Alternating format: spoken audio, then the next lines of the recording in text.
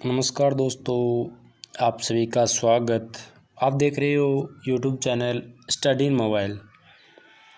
तो दोस्तों, आज हम इस वीडियो में बात करने वाले हैं मध्यकालीन चित्रकला के बारे में। और मध्यकालीन चित्रकला के अंतर्गत जितनी भी शैलियाँ आती है उन शैली के बारे में विस्तार से पढ़ेंगे। और साथ में एक मुग़ल शैली का जो टॉपिक है उस पर भी चर्चा करेंगे। तो दोस्तों, ये मैं इन मध्यकालीन चित्रकला के अंतर्गत जो शैलियाँ आती हैं सभी उन पर वीडियो बनाया है। तो इसमें जो मुख्य महत्वपूर्ण बातें हैं वही लेकर आया हूँ। तो चलिए स्टार्ट करते हैं।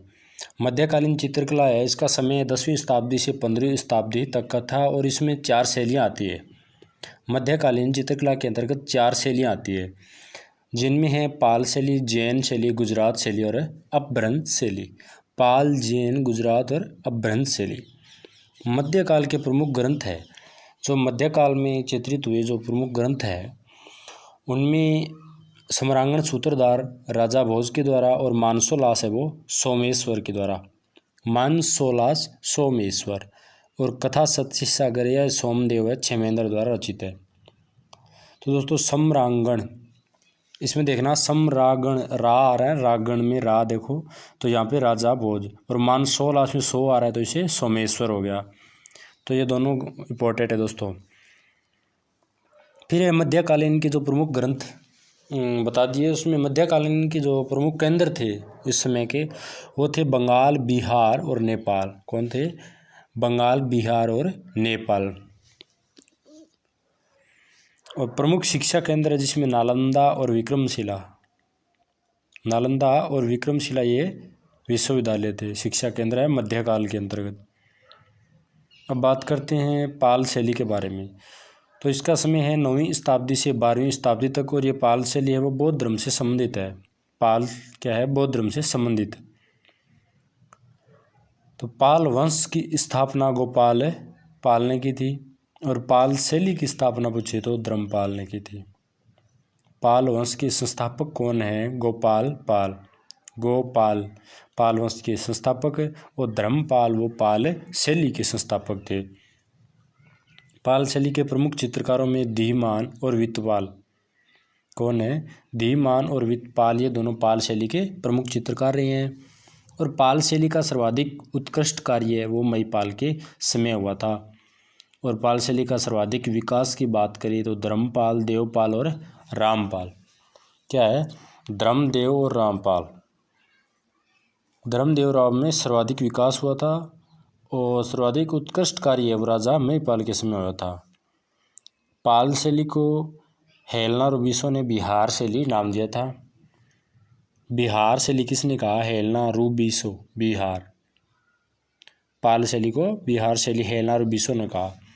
धर्मपाल है जो पाल शैली के संस्थापक थे, धर्मपाल, इन्होंने भागलपुर बिहार में विक्रमशिला विश्वविद्यालय की स्थापना की थी। और पाल शैली के अंतिम शासक है विग्रहपाल तृतीय रहे थे। कौन थे? पाल शैली के अंतिम शासक विग्रहपाल तृतीय रहे थे। और पाल शैली में जो ग्रंथों का चित्रांकन हुआ है वो किस पर हुआ था? ताड़पत्र पर हुआ था। और पाल शैली में चित्रित प्रमुख ग्रंथ है जैसे पंचशिका, साधनमाला, नंदाव्यूह है, प्रज्ञापारमिता, पिंगलमत और महामयूरी। पाल शैली में ग्रंथ है वो सिर्फ ताड़पत्र पर ही चित्रित हुए थे, जिनमें पंचशिका, साधनमाला, नंदाव्यूह है, प्रज्ञापारमिता, पिंगलमत और महामयूरी। तो दोस्तों, ये पाल शैली में बस इतनी लाइनें इंपॉर्टेंट है। पाल वंश के संस्थापक गोपाल पाल, पाल शैली के संस्थापक धर्मपाल है जिन्होंने भागलपुर बिहार में विक्रमशिला विश्वविद्यालय की स्थापना करी। और प्रमुख चित्रकार पूछे तो धीमान और वित्तपाल, और सर्वाधिक उत्कृष्ट कार्य महीपाल के समय हुआ और हेलेना रूबिसो ने बिहार शैली का। फिर आगे चलते हैं। तो ये जैन शैली है, ये जैन धर्म के श्वेतांबर संप्रदाय से संबंधित है। जैन शैली है वो इतना तो पता है जैन धर्म से संबंधित है। और जैन धर्म में जो 2 संप्रदाय से, जिनमें श्वेतांबर संप्रदाय से संबंधित है। और जैन शैली को कुछ दार्शनिकों ने नाम दिए। जैन शैली को गुज्जर शैली परसी ब्राउन ने कहा, अपभ्रंश शैली राय कृष्णदास ने कहा था, और पश्चिमी शैली आनंद कुमार स्वामी ने। परसी ब्राउन ने क्या कहा? गुर्जर शैली राय कृष्णदास ने, अपभ्रंश शैली और पश्चिमी शैली आनंद कुमार स्वामी ने। जो सीतनवासल की गुफाएं हैं तमिलनाडु में, तो उस गुफा में 5 हमें जैन मूर्तियां मिली हैं। सीतनवासल गुफा कहाँ है? तमिलनाडु के तंजौर जिले में पादुकोटा स्थान पर, जहाँ से हमें क्या मिली है? 5 जैन धर्म से संबंधित मूर्तियां मिली है। तो दोस्तों जैन तीर्थंकर है, वो प्रमुख जैन तीर्थंकर है नेमिनाथ, महावीर, पार्श्वनाथ और ऋषभनाथ। ऋषभनाथ है ये जैन धर्म के प्रथम तीर्थंकर है, जिन्हें आदि पुरुष के नाम से भी जाना जाता है। और इनसे संबंधित जो रंग है प्रतीक के रूप में माने जाते हैं वो है दोस्तों नेमिनाथ का काला, महावीर पीला, पार्श्वनाथ है वो नीला और ऋषभनाथ है दोस्तों ये श्रवण रंग से संबंधित है। नेमिनाथ का रंग कौन सा दोस्तों? काला, महावीर का पीला, पार्श्वनाथ का नीला और ऋषभनाथ का श्रवण रंग जो आदि पुरुष है। फिर जैन शैली के ग्रंथ भंडार। जैन शैली में जो ग्रंथ है वो कहाँ पे भंडारित किए गए हैं? पाटन, खंभात, अहमदाबाद और जैसलमेर। यहाँ पे पाटन, खंभात, अहमदाबाद और राजस्थान में कहाँ पे है? जैसलमेर में। और जैन शैली में जो प्रमुख चित्र है महावीर का वैराग्य और बालमित्र व उसकी पत्नी। महावीर का वैराग्य, बालमित्र व उसकी पत्नी। तो दोस्तों ये था जैन शैली, श्वेतांबर संप्रदाय से संबंधित है। फिर है गुजरात शैली। गुजरात शैली की सबसे पहले जानकारी की बात करें तो आनंद कुमार स्वामी है, इन्होंने गुजरात शैली की सबसे पहले जानकारी हमें दी थी। और गुजरात शैली को पश्चिमी शैली आनंद कुमार स्वामी और लामा तारनाथ, इन दोनों दार्शनिकों ने गुजरात शैली को पश्चिमी शैली माना था, क्योंकि ये पश्चिमी भारत में विकसित हुई थी। और एक बसंत विलास दो कपड़े पर चित्रित ग्रंथ है, कुंडलीनुमा कपड़े पर चित्रित 1451 का। इसमें 79 चित्र बने हुए हैं और ये अहमद शाह कुतुबुद्दीन के समय चित्रित हुआ था। बसंत विलास, इसमें शैली के बारे में जानकारी मिलती है। और एक ग्रंथ है विल्हण, विल्हण द्वारा रचित है। चोर पंचाशी का ग्रंथ किसके द्वारा रचा गया है? चोर पंचाशी का विल्हण के द्वारा। और एक है दोस्तों कल्हण, कल्हण और विल्हण, तो दोनों में थोड़ा सा नाम में डिफरेंट है, तो इनके ग्रंथों के बारे में दोस्तों ध्यान से याद रखना। विल्हण का है चोर पंचाशी का और एक कल्हण है उसका कौन सा है? राज तरंगिणी। NC मेहता ने एक पुस्तक लिखी थी 1926 में, उसका नाम है histories in Indian. NC Mehta की पुस्तक कौन सी है? हिस्ट्रीज इन इंडियन, 1926 में लिखी थी। उसमें इस गुजरात शैली के बारे में चर्चा की है। फिर पढ़ते हैं अपभ्रंश शैली। अपभ्रंश शैली वो अजंता शैली का बिगड़ा हुआ स्वरूप है।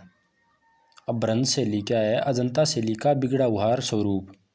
राय कृष्णदास ने सर्वप्रथम अपभ्रंश शैली नाम दिया था। अपभ्रंश शैली का सुधरा हुआ रूप क्या है? राजस्थान शैली। अपभ्रंश से सुधर कर जो सुधरा हुआ रूप निकला वो क्या बनी? राजस्थान शैली। और अजंता शैली है उसका बिगड़ा हुआ स्वरूप कौन सी है? अपभ्रंश शैली। और इस शैली के प्रमुख ग्रंथ है और दिन युक्ति 1060 में जो ताड़पत्र पर है, निश्चिता चूर्णी 1100, श्रावक प्रतिक्रमणी 1260 में जो आहड़ राजा तेज सिंह के समय चित्रित हुआ था, और वर्तमान में बोस्टन संग्रहालय अमेरिका में स्थित है श्रावक प्रतिक्रमणी 1260 का। फिर है 1276 में कालकाचार्य, ये पाटन संग्रहालय में है, वर्तमान में ताड़पत्र पर चित्रित है। भारत में सर्वप्रथम कागज़ का प्रयोग कहाँ हुआ था? कश्मीर में। भारत में सर्वप्रथम कागज़ का प्रयोग कश्मीर में हुआ था। 1415 का कल्पसूत्र जो कागज़ पर चित्रित है, वर्तमान में रॉयल एशियाटिक सोसाइटी मुंबई में है। और 1423 का सुपासनाचर्यम मेवाड़ के महाराणा मोकल के काल में चित्रित हुआ था, जिसमें कितने चित्र है? 37 चित्रहार बने हुए हैं। कौन सा दोस्तों? 1423 सुपासनाचर्यम जो कहाँ है? मेवाड़ के महाराणा मोकल के काल में चित्रित हुआ है। ये इंपॉर्टेंट दोस्तों याद रखना। फिर है 1427 ज्ञान वर्ण, क्या है? 1427 का ज्ञान वर्ण, ये भी महाराणा मोकल के काल में चित्रित हुआ था और ये दिगंबर जैन संप्रदाय से संबंधित है। किस संप्रदाय से संबंधित है? ज्ञानवर्ण दिगंबर जैन संप्रदाय से। और ये वर्तमान में कहाँ पे है? दलपत लालाभाई संग्रहालय अहमदाबाद। कहाँ है? दलपत लालाभाई संग्रहालय अहमदाबाद में। ज्ञानवर्ण 1427। फिर एक है बसंत विलास 1451 का, जो कपड़े पर चित्रित हुआ है। और ये बसंत विलास किससे संबंधित है दोस्तों? ऋतु से संबंधित। बसंत क्या है? ऋतु है। विलास ऋतु का विवरण दिया गया है, बसंत विलास। फिर एक और है दोस्तों, बहुत ही इंपॉर्टेंट है, 1467 का कल्पसूत्र। 1467 कल्पसूत्र ये स्वर्ण फलक पर चित्रित है। ये मांडू के सुल्तान हुसैन शाह सर्की के काल में चित्रित हुआ था। और वर्तमान में बात करें तो नरसिंह जीनी बोलना ज्ञान भंडार बड़ौदा में स्थित है। कल्पसूत्र 1467 का स्वर्ण फलक पर चित्रित हुआ है, जो मांडू के सुल्तान हुसैन शाह सर्की के काल में चित्रित हुआ था। और वर्तमान में बात करें कि ये कल्पसूत्र ग्रंथ है 1467 का, कहाँ पे है? तो ये बड़ौदा में है, नरसिंह जीनी बोलना ज्ञान भंडार में। अब बात करते हैं दक्षिण शैली के बारे में। दोस्तों दक्षिण शैली है वो तुंगभद्रा व नर्मदा नदियों के मध्य स्थित है, पनपी थी ये दक्षिण शैली वहाँ पे। और 10वीं शताब्दी में शैली का विकास दक्षिण भारत में हुआ, इसीलिए इसे दक्षिण शैली कहा गया था। 10वीं शताब्दी में इस शैली का विकास दक्षिण भारत में हुआ था और इसी आधार पर इस शैली को दक्षिण शैली कहा गया था। 1317 में अहमद शाह वली ने बहमनी की स्थापना की थी। 1317 में 1317 में अहमद शाह वली ने बहमनी साम्राज्य की स्थापना की थी। बहमनी 1419 से 1510 के मध्य 5 भागों में विभाजित हो गया था। बहमनी साम्राज्य कितने भागों में विभाजित हुआ? 5 भागों में। अहमदनगर, बीजापुर, गोलकुंडा, बीदर और बिरार। 14वीं शताब्दी में दक्षिण भारत में 2 राज्यों का उदय हुआ था, जिनमें एक तो था बहमनी साम्राज्य, दूसरा विजयनगर, जो 1336 में। विजयनगर की स्थापना की बात करें तो हरिहर व बुक्का नाम के 2 भाइयों ने की थी। ये दोनों भाई थे हरिहर और बुक्का। इन्होंने 1336 में विजयनगर साम्राज्य की स्थापना की थी और बहमनी साम्राज्य इसकी स्थापना अहमद शाह वली ने की थी 1317 में। दक्षिण शैली के प्रमुख चित्र है दोस्तों जलधारा में हाथी। दक्षिण शैली का प्रमुख चित्र की बात करें तो जलधारा में हाथी। और प्रमुख चित्रकार दक्षिण शैली के रहीम और मीर हासिम। रहीम और मीर हासिम दक्षिण शैली के प्रमुख चित्रकार थे। और दक्षिण शैली है इसी में एक यहाँ पे एक स्थान था नौरोजपुर, और जिसकी स्थापना आदिल शाह प्रथम ने की थी। नौरोजपुर की स्थापना किसने की? आदिल शाह प्रथम ने। और ये यहाँ पे लिखी गई है किताबे नौरस। नौरोजपुर में किताबे नौरस एक किताब लिखी थी, जिसके लेखक कवि जोहरी थे। कौन? कवि जोहरी के द्वारा लिखी गई है किताबे नौरस। और दक्षिण शैली पर किसका प्रभाव था ऐसे पूछे तो ईरानी व अरबी कला। किसका? ईरानी कला व अरबी कला का प्रभाव दक्षिण शैली पर सर्वाधिक था। और दक्षिण शैली की जो रियासतें हैं बहमनी साम्राज्य 5 भागों में बटा था, वही क्या है? दक्षिण शैली की रियासतें।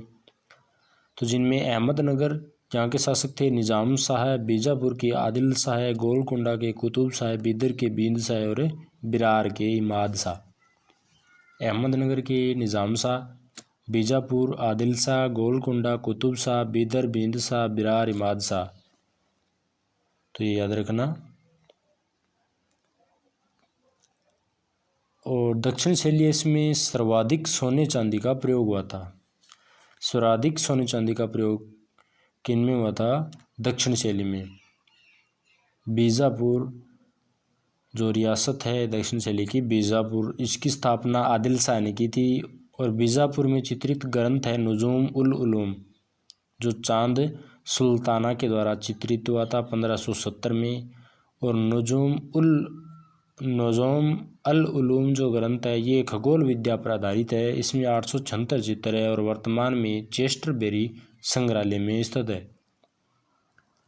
बीजापुर में चित्रित ग्रंथ कौन सा है? नजूम अल उलूम, चांद सुल्ताना के द्वारा चित्रित खगोल विद्या पर आधारित। आदिल शाह के बाद आदिल शाह द्वितीय जिन्होंने बीजापुर कला की सर्वाधिक उन्नति हुई थी आदिल शाह द्वितीय के काल में, और कला केंद्र प्रधान ईरानी चित्रकार था। आदिल शाह द्वितीय के समय कला केंद्र का प्रधान है वो ईरानी चित्रकार था। और प्रमुख चित्र है बीजापुर में जो चित्रित हुए हैं, सघन वन में स्त्री, जलधारा में हाथी, हाथियों की लड़ाई, रागमाला का चित्रांकन भी हुआ था बीजापुर शैली में। और बीजापुर शैली में रहने वाला मुगल चित्रकार था फारूक बेग। कौन था? फारूक बेग। तो दोस्तों फारूक बेग है वो एकमात्र ऐसा चित्रकार था जो मुगल शैली और दक्षिण शैली इन दोनों शैलियों में कार्य किया था फारूक बेग ने। फिर है अहमदनगर। अहमदनगर में चित्रित ग्रंथ है तारीफ ए हुसैन शाही, और इसकी रचना मुर्तज़ा ने की थी, और ये युद्ध से संबंधित है। तारीफ ए हुसैन शाही अहमदनगर में चित्रित ग्रंथ है मुर्तज़ा ने, और 12 चित्र बने हुए इसमें और युद्ध से संबंधित। फिर अगली रियासत के रूप में है गोलकुंडा। इसकी स्थापना इब्राहिम कुतुब शाह ने की थी। गोलकुंडा की स्थापना इब्राहिम कुतुब शाह ने की थी। प्रसिद्ध चित्र नारी और मैना। गोलकुंडा का प्रसिद्ध चित्र कौन सा है? नारी और मैना, जो वर्तमान में चेस्टरबेरी संग्रहालय डबलिन में स्थित है। और इसमें गोलकुंडा में दीवाने हाफिज पुस्तक चित्रित हुई थी। कौन सी? दीवाने हाफिज। 1590 में बने नृत्यांगनाओं के चित्र म्यूजियम संग्रहालय लंदन में स्थित है।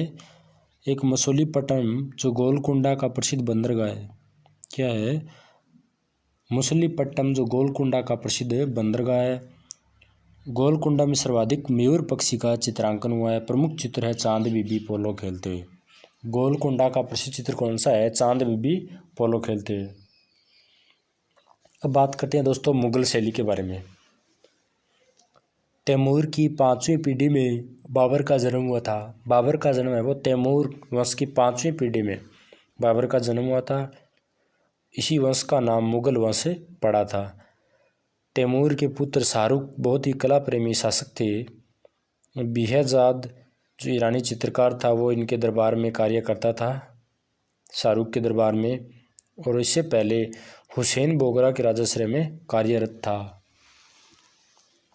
मुगल शैली पढ़ने से पहले हमें थोड़ा ईरानी कला के बारे में जानना अति आवश्यक है। इस्लाम में मानव आकृतियाँ चित्रित करना निषेध था। इस्लाम में मानव आकृतियाँ चित्रित करना क्या था दोस्तों? निषेध था। तैमूर के पुत्र शाहरुख ने हेरात नगर को अपनी राजधानी बनाया था। तैमूर का जो पुत्र था शाहरुख, जिसने हेरात नगर को अपनी राजधानी बनाया था, और शाहरुख के सानिध्य में बेहजाद कार्य करता था। 15वीं शताब्दी में हेरात कलम का प्रसिद्ध चित्रकार बेहजाद ने ईरानी कला को देश विदेश में प्रचारित किया था। ईरानी कला रेखा प्रधान थे। ईरानी कला कैसी थी? रेखा प्रधान। ईरानी व राजस्थान शैली को मुगल शैली की जन्मदाता कहा जाता है। ईरानी और राजस्थान शैली को मुगल शैली की जन्मदाता कहा जाता है। भारतीय चित्रकला का विकास मध्यकाल की बजाय उत्तर मध्यकाल में ज़्यादा हुआ था। भारतीय चित्रकला का विकास मध्यकाल के बजाय उत्तर मध्यकाल में सर्वाधिक हुआ था। तो अब मुगल शैली में जो बाबर है उस पर चर्चा करते हैं। बाबर ने भारत में मुगल साम्राज्य की स्थापना 1526 में पानीपत के प्रथम युद्ध में इब्राहिम लोदी को हराकर की थी। तो दोस्तों मुगल साम्राज्य की स्थापना के पूछे, मुगल वंश के बारे में पूछे तो 1526 में स्थापना हुई थी। और मुगल शैली की स्थापना पूछे तो दोस्तों वो अकबर के काल में 1556 में हुई थी। 1526 में पानीपत के प्रथम युद्ध में इब्राहिम लोदी को हरा के भारत में मुगल साम्राज्य की नींव डाली थी बाबर ने। ईरानी व हेरात कला के प्रसिद्ध चित्रकार बेहजाद को भारत अपने साथ लेकर आए थे। बेहजाद है वो पूर्व का राफेल कहलाते हैं, और ये दाढ़ी युक्त चेहरे बनाने में निपुण थे। बाबर अपने साथ एक शाहनामा पुस्तक लेकर आए थे जिसमें ईरानी दरबारियों के बारे में विवरण मिलता है। और शाहनामा इस पुस्तक के लेखक हैं वो फिरदौसी थे। और ये शाहनामा वर्तमान में रॉयल एशियाटिक सोसाइटी लंदन में स्थित है। बाबर ने अपनी आत्मकथा लिखी थी तजुके बाबरी, या कह सकते हैं बाबरनामा। उस बाबरनामा का प्रसिद्ध चित्र है बाबर बगीचे में दावत देते हुए। बाबर की आत्मकथा है उसका प्रसिद्ध चित्र बाबर बगीचे में दावत देते हुए और जिसके चित्रकार थे शाह मुजफ्फर। दोस्तों बाबरनामा है, इसमें चित्रकार शाह मुजफ्फर के बारे में विवरण मिलता है हमें, जो सादृश्य बनाने में निपुण थे। बाबर के समय मुगल शैली पर ईरानी कला का प्रभाव था। बाबर के समय किस शैली का प्रभाव था मुगल शैली पर? ईरानी कला का। और शाह मुजफ्फर के बारे में जानकारी मिलती है। अगर एग्जाम में पूछा जाए दोस्तों, मुगल शैली में सर्वप्रथम किन चित्रकारों के बारे में हमें जानकारी मिलती है, तो एक शाह मुजफ्फर और बेहजाद 2 चित्रकार थे जो बाबर के समय भारत आए थे। फिर बात करते हैं हुमायूं के बारे में। बाबर की मृत्यु के बाद 26 दिसंबर 1530 में सिंहासन पर बैठे थे हुमायूं। 1540 में कनौज के युद्ध में पराजित हुए और बाद में दिल्ली छोड़कर लाहौर के अमरकोट में राणा वीर साल के पास जाकर के शरण ली थी हुमायूं ने। हुमायूं वो हार गए थे कनौज के युद्ध में, तो उन्होंने दिल्ली छोड़कर भाग गए और लाहौर में जाकर के अमरकोट में जो राणा वीर साल थे वहाँ के उनके पास में शरण ली थी। और वहीं अमरकोट में राणा वीर साल के महल में 15 अक्टूबर 1542 को अकबर का जन्म हुआ था। ईरानी साम्राज्य के शासक फास्तपा की सहायता से सन 1545 में काबुल व कंधार पर पुनः अधिकार कर लिया था और 1555 में हुमायूं ने सियामत धारण की थी। हुमायूं ने 1555 में सियामत धारण की थी और तब उन्हें बहराम खां जैसा योग्य सेनापति मिला था और इनके सहयोग से दिल्ली पर पुनः अधिकार कर लिया था। बहराम खां सेनापति के सहयोग से दिल्ली पर पुनः अधिकार कर लिया था हुमायूं ने। हुमायूं को 1547 में तबरेज़ नामक स्थान पर 2 ईरानी चित्रकारों से मुलाकात हुई, जो है मीर सैयद अली जुदाई और अब्दुल समद सिराजी। इनके संरक्षण में हमीर हमजा की शुरुआत हुई थी। अगर पूछा जाए एग्जाम में कि हमीर हमजा की शुरुआत किसके काल में हुई थी, हुमायूं के काल में, और हमीर हमजा पूर्ण कब हुआ था? अकबर के काल में। और ये हमीर हमजा है वो मुगल शैली का उद्गम ग्रंथ भी माना जाता है। अकबर के काल में पूर्ण हुआ था ये हमीर हमजा, और हमीर हमजा ये सूती कपड़े पर चित्रित हुआ था। हुमायूं की प्रसिद्ध पुस्तक है हुमायूंनामा। हुमायूं की प्रसिद्ध पुस्तक है हुमायूंनामा, जिसकी रचना हुमायूं की बहन थी गुलबदन बेगम, उसने रचना की थी। हुमायूं के काल में मुगल शैली पर ईरानी शैली का पूर्ण प्रभाव था। अब पढ़ते हैं अकबर के बारे में। मुगल की स्थापना अकबर ने की थी। मुगल शैली की स्थापना अकबर ने 1556 में की। अकबर की तुलना है वो हिंदू सम्राट विक्रमादित्य से की जाती है। बाबर की आत्मकथा थी जो बाबरनामा, उसका फारसी में अनुवाद किया था अब्दुल रहीम खाना ने। और अकबर ने दीन इलाही धर्म चलाया था, जिसे स्वीकार करने वाला प्रथम हिंदू था बिरबल। अकबर ने कौन सा धर्म चलाया? दीन इलाही धर्म चलाया, जिसे स्वीकार करने वाला प्रथम हिंदू कौन था दोस्तों? बिरबल। जो अकबर है इसके समय सर्वाधिक चित्रांकन हुआ था और इन्हीं के समय मुगल शैली की स्थापना हुई थी 1556 में। और अकबर ने 3 जगह चित्रशालाओं की निर्माण करवाया था, आगरा, फतेहपुर सीकरी और लाहौर में। तो 1556 से लेकर 1572 तक आगरा में चित्रशाला रही थी, और जहां आगरा में चित्रशाला का अध्यक्ष था मीर सैयद अली जुदाई। उसके बाद 1572 से 1585 तक फतेहपुर सीकरी में चित्रशाला थी, तो उसके अध्यक्ष बनाए थे अब्दुल समद सिराजी को। और अब्दुल समद सिराजी ही लाहौर में अध्यक्ष रहे थे, जो लाहौर में 1585 से 1601 के मध्य रही थी, और फिर वापस 1601 के बाद आगरा में स्थापित कर दी थी। और वर्तमान में आज भी वहाँ क्या लगती है? प्रदर्शनी लगती है आगरा में। अगर एग्जाम में पूछा जाए कि अकबर के काल में जो कौन सी चित्रशाला थी जो वर्तमान में प्रदर्शनी लगती है, मतलब आज भी प्रदर्शनियाँ लगती है, तो वो कौन सी थी? आगरा चित्रशाला। अकबर के दरबार में 17 चित्रकार कार्य करते थे। मुख्य चित्रकार थे, जिनमें 13 हिंदू व 4 मुस्लिम चित्रकार आते हैं। चार मुस्लिम चित्रकारों की बात करें तो अब्दुल समद सिराजी, मीर सैयद अली मिस्किन और फारूक बेग। फारूक बेग है वो दक्षिण शैली में गोलकुंडा में और मुगल शैली में भी कार्य करता था अकबर के काल में। अकबर की आत्मकथा वकायत बाबरी है, जिसका फारसी में अनुवाद अब्दुल रहीम खाना ने किया था। आईने अकबरी है, ये अबुल फजल के द्वारा लिखा गया है। आईने अकबरी के अनुसार अकबर के काल में 100 चित्रकार कार्य करते थे और 17 मुख्य चित्रकार। अकबर की पुस्तक अकबरनामा या कह दो आईने अकबरी, इसका प्रमुख चित्र है सलीम जन्म। अकबर की पुस्तक है अकबरनामा या कह दो आईने अकबरी, इसका प्रमुख चित्र कौन सा है? सलीम जन्म, जो केसु के द्वारा चित्रित किया गया है। हमीर हमजा की शुरुआत हुमायूं के काल में हुई थी और पूर्ण है वो अकबर के काल में हुआ। अकबरकालीन भारतीय ग्रंथ माना जाता है हमीर हमजा, और हमीर हमजा 12 भागों में विभाजित है। अकबर के काल में हिंदू चित्रकार जिनमें जगन्नाथ, जगन, भीम, नंद, बसावन, खेमकरण, सांवल, तारा, केशव लाला, दसवंत, मुकुंद और मधु। अकबर के काल में हिंदू चित्रकार कौन थे? जगन्नाथ, जगन, भीम, नंद, बसावन, खेमकरण, सांवल, तारा, केशव, लाला, दसवंत, मुकुंद, मधु। और अकबर के काल में भित्ति चित्रों पर इटालियन प्रभाव था। ईरानी कला का प्रभाव अकबर के काल तक ही रहा था। मुगल काल में धार्मिक चित्र दोस्तों नहीं बने थे। महाभारत का फारसी में अनुवाद किया था अब्दुल रहीम खाना ने, जो रज्जमनामा नाम था उसका। ये अकबर के समय फारसी अनुवाद हुआ था रज्जमनामा का, और वर्तमान में जयपुर संग्रहालय में स्थित है। रज्जमनामा में सर्वाधिक चित्र है वो दसवंत के द्वारा बनाए गए 24 चित्र, जिनमें 21 चित्रों पर दसवंत के हस्ताक्षर मिलते हैं।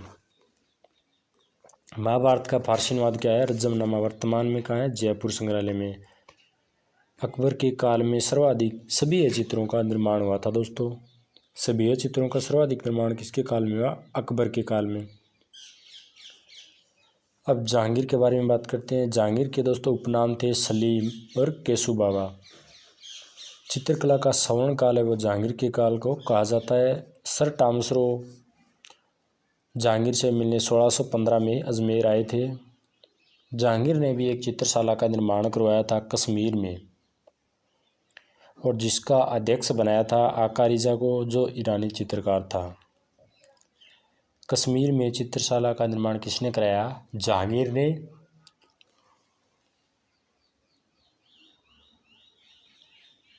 और जिसका ईरानी चित्रकार आका रिजा है वो अध्यक्ष था।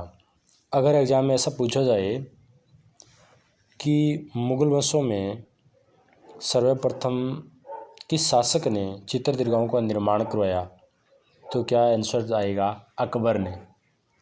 और अगर पूछा जाए कि कश्मीर में चित्रदीर्घा का निर्माण किसने कराया, तो जहांगीर ने। और जहांगीर के काल में स्वर्ण रंगों का प्रयोग शुरू हो गया था, और इसी के काल को चित्रकला का स्वर्ण काल कहते हैं। जहांगीर ने अजमेर में चश्मे नूर का निर्माण कराया था। और दोस्तों जहांगीर के काल में ईरानी शैली पूर्णतः खत्म हो गई थी और यूरोपीय शैली का प्रभाव आ गया था। प्रसिद्ध चित्रकार हैं जहांगीर के काल के अबुल हसन, जिसे नादिर उल जमा की उपाधि दी थी। उस्ताद मंसूर को नादिर उल असर की उपाधि दी गई थी। उस्ताद मंसूर है वो पक्षी चित्रकार थे, तो इनके द्वारा बनाया गया प्रमुख चित्र है चिनार वृक्ष पर गिलहरियाँ।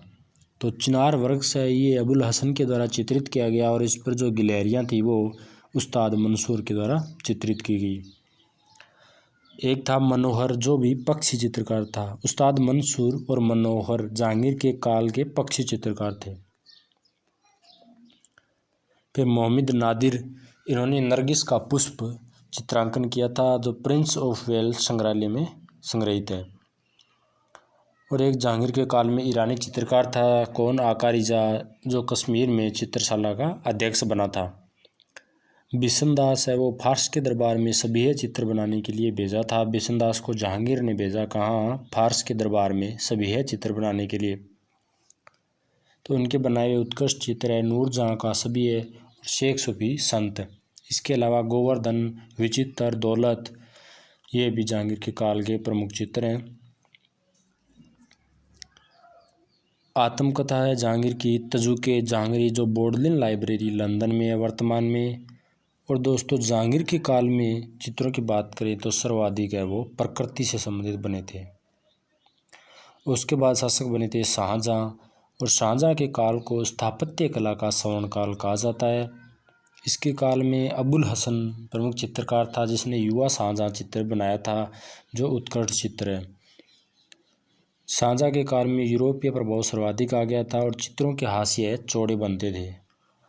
ऐसा पूछा जाए किस मुगल शासक के काल में चित्रों के हाशिए चौड़ाई लिए हुए बनते थे, तो शाहजहाँ के काल में।